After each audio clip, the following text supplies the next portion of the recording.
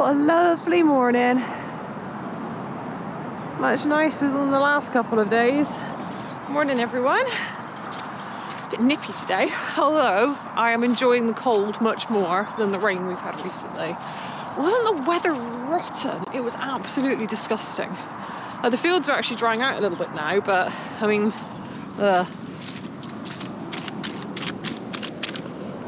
squelchy. So yeah, turnout is officially done. Unless we get any frosts now. It's just too wet out here. This is the problem when you have heavy clay soil like we have. As soon as it gets wet, it's game over. So they are officially in their winter routine now. They're all up in the yard behind me having their breakfast. I'm going to take Nelly New out in a little bit. And I'm currently wandering around this field trying to find a horseshoe. So Woody, remember a few videos back, we had to take a shoe off because he'd managed to twist it. So we had Neil, our farrier, out, and he put the shoe back on, and he had to refit his other back shoe as well, because I was correct in thinking that that one was also twisted. So did that a couple of days ago, and then the following, no, it wasn't the following day, it was the day after the next day, I got Woody in from the field, and you know when you listen to your horse walk across the yard and you're like, something doesn't sound right there. He came in missing a back shoe again. I'm like, no. And it's been a few days now. I'm actually a little bit behind with my vlogging. I didn't really do much. One, because of the weather, and two, because we just had so much stuff going on here. But yeah, it's been probably 5 days since he came in without his shoe, and I still haven't found it. I have no idea where it is. So they were kind of stomping mostly around this area and kind of in and out this field. Nelly was like marching him in and out. So I feel like it's probably going to be somewhere along this strip, but it's been 5 days and I haven't found it. I mean, it rained that much that it could very well have sunk to the bottom of one of the massive puddles we had out here and just been absorbed by the mud. I'm kind of thinking that's probably what's happened. Yeah, so a little bit annoyed about that, not gonna lie. Just a tiny bit annoyed. So yeah, still not riding the Woodster, but we take Nelly New out for a hack and take Mr. Blueberry out for a hack. Oh, look at this is just disgusting. See, I do wonder if it's at the bottom of this puddle somewhere. It is quite suctiony as well, so if, nearly lost my shoe then. So yeah, if Nelly New had stood on it and loosened it again, which, oh yeah, Nelly New has been confirmed as the culprit, by the way. Hey, Baloo. Hello. We blamed you and it wasn't you at all, was it? It was that Nelly. She framed you, buddy. She stitched you right up, didn't she? I'm sorry, babe. You always get the blame, don't you? Yeah, so we put, oh, that's creepy. It's really reflective. Hello. Yeah, we put some idiot plastic up on the side of his stable. We put some up on this side as well. Basically because I'm fed up of him trashing the walls. So it's irritating enough that he rips the paint off, but he actually gouges the timber, and he's pretty much gone all the way through it in some places. And we had all these sheets of perspex lying around. Hello. We had all these sheets of perspex lying around that Mum picked up from somewhere years ago. And I was like, do you know what? I am sticking some on his stable wall. And it's worked a treat. I was a little bit freaked out by it at first because it's reflective and it just looks odd, but I feel like I've kind of gotten used to it now, and it is fantastic. It's officially idiot-proof. We've idiot-proofed it, haven't we? Yeah, now all we need to do is put rubber mats all at your walls and you're sorted. You live in a padded cell, won't you?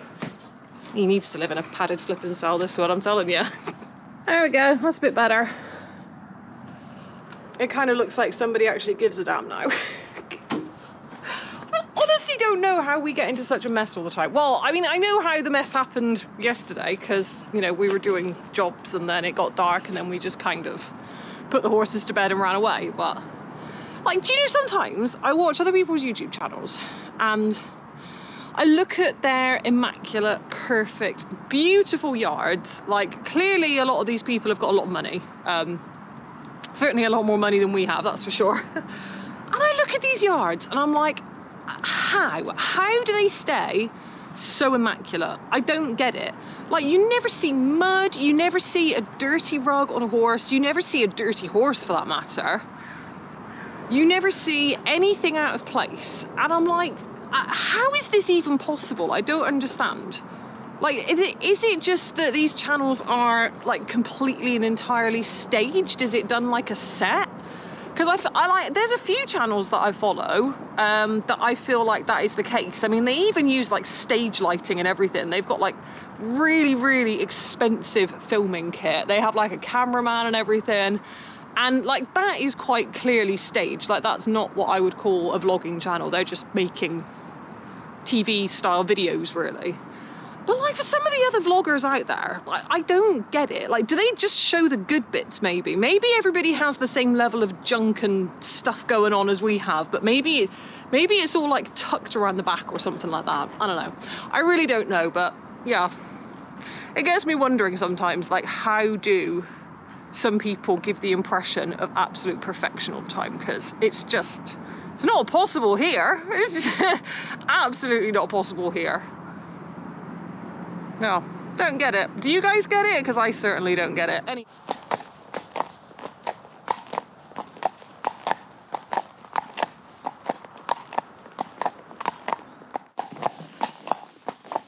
You've perked up a bit now, haven't you, darling? Yes, you have. You know where we're going, don't you? I think this is actually...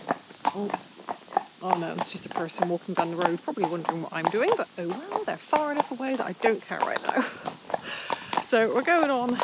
It's kind of become like our usual hack, actually. We're going up through the lanes, up through the field, and then back through the lanes again. I feel like every riding video I've shot recently has been going on this same track, and I'm like, man, I really should like branch out and go other places again, because we've got so many nice rides around here.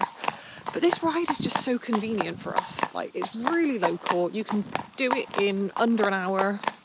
Depending on how fast you go, you can do it in about 30 minutes if you really get on with it, like ride it like a hunter kind of thing. And it's just a really nice ride all year round. Bit of road work, bit of off-roading, got space for a canter. It's just awesome. I love it.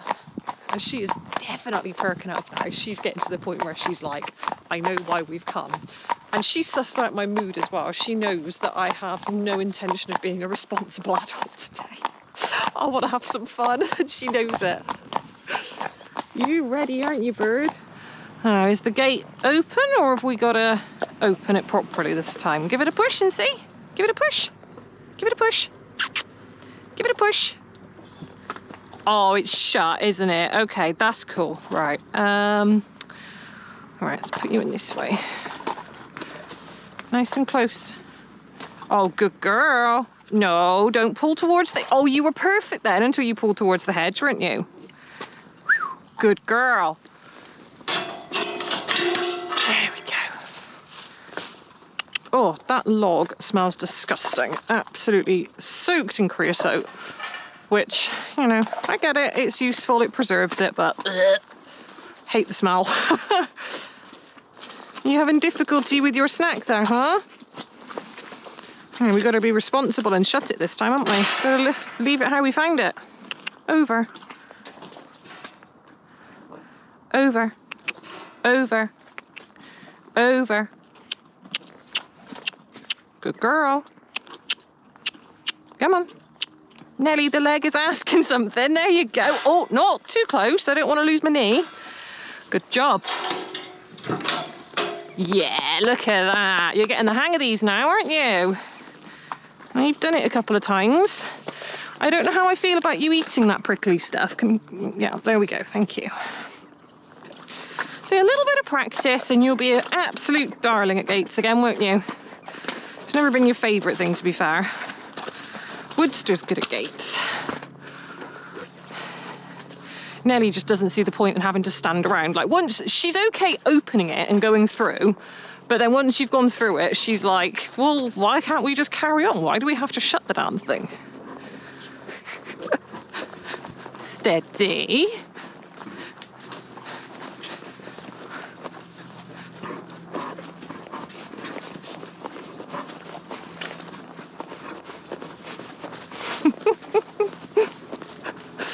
Oh, do you know what? I love cobs in the winter.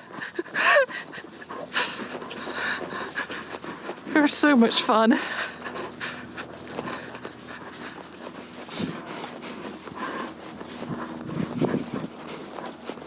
Nelly, you're slobbering. That's grim. I literally saw the slobber in her silhouette then.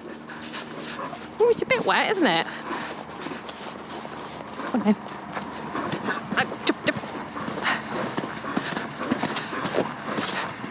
We need to practice doing civilised canters, don't we?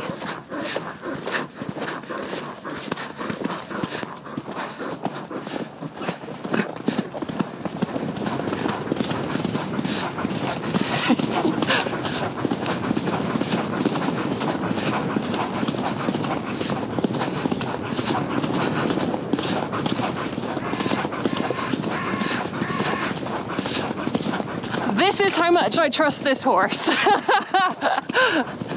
Oh, you're a good girl, Nelly. He's a good girl. You're starting to get fitter as well, aren't you? Your breathing always sucks, though. Yeah, you've always struggled with your breathing, haven't you, girl?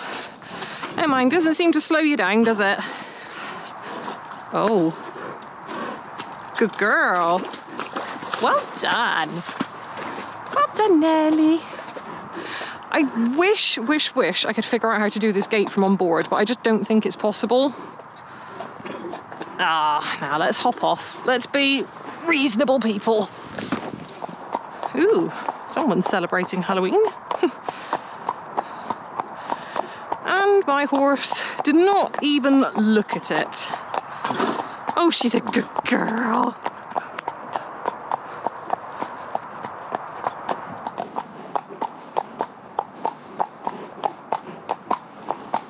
I swear, this is like a completely different horse when winter hits. I mean, she's okay in the summer. Oh, thought there was a car behind us then. Yeah, I mean, she's okay in the summer. But as soon as winter hits, it's like she gets a whole new gearbox. It's not like she finds another gear, it's like she gets a whole new gearbox. She's just amazing. I think she was born to be a hunter, to be honest. But she's not got that much scope for jumping, and I'm a chicken for that kind of thing anyway, so I don't think that is our destiny, in all honesty.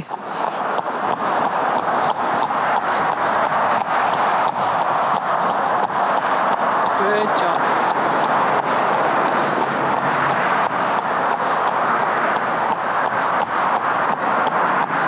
Good girl.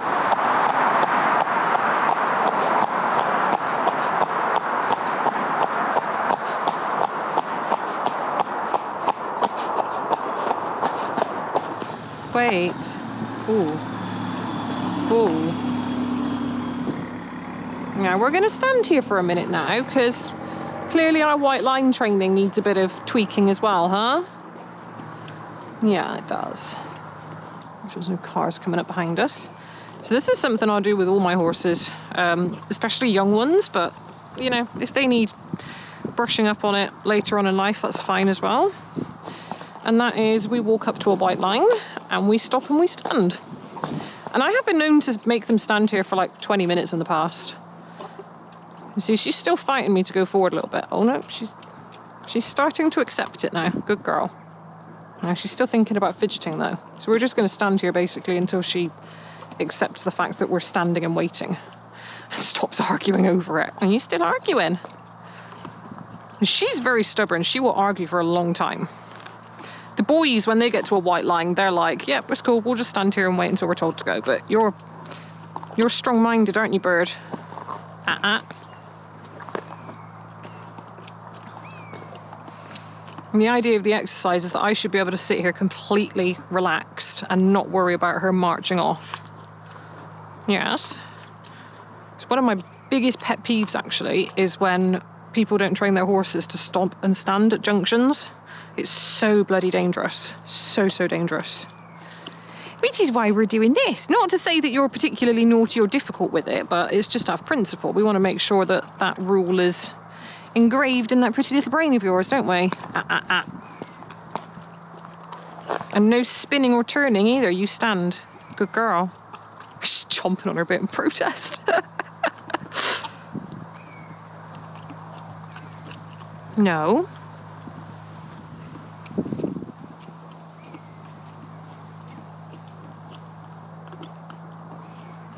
No. Usually with her, the sign that she's accepted it is she'll do a massive sigh, and then she'll stop arguing then.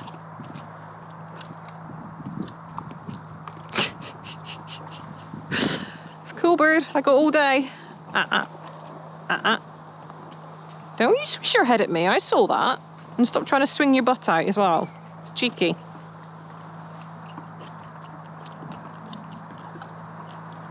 No, you're not turning around. Good girl. Good girl. Go on then. Well done. See, in that moment, she stopped fidgeting, she stopped chomping, she stopped pulling. She completely relaxed. So now we move on with our day. Good job, bird.